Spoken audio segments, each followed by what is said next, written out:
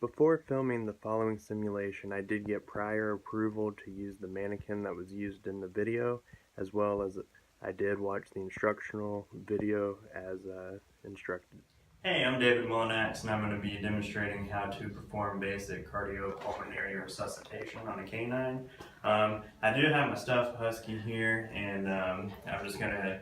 So this patient came in and is an emergency situation where CPCR is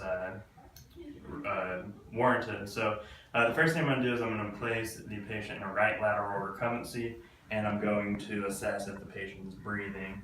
At this time, I don't see that the patient is breathing, so I'm just going to go ahead and check the airway here, make sure there's not any obvious obstruction that's preventing the canine from breathing. If there is, and it is an obvious obstruction, I would be able to scoop it out. If it isn't obvious, then it's not something that I'm going to necessarily be overly concerned about, but if I can see it, I'm going to go ahead and get that out.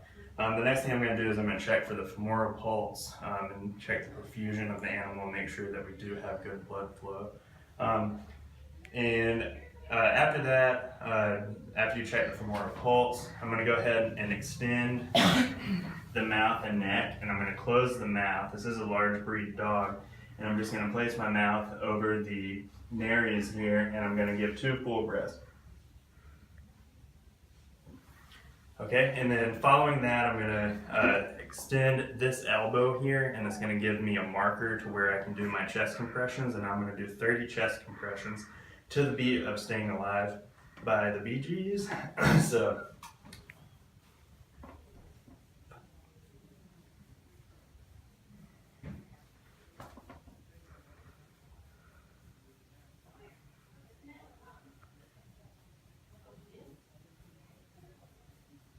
and 30, and then I will follow that by repeating the process. I'm going to extend the head and neck, and I'm going to give 2 full breaths to the snout.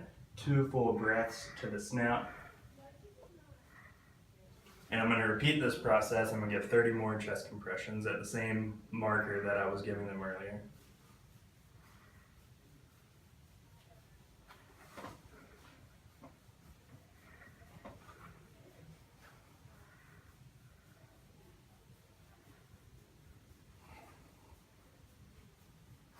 Okay, and now I'm going to check for a femoral pulse, and as I do that, I'm going to be seeing if the patient is breathing on its own, if we've got any more stability to the patient, and I'm going to repeat this process until we can either get the patient back to a stable position just with CPR, or if we need to place an endotracheal tube, potentially an ambu bag.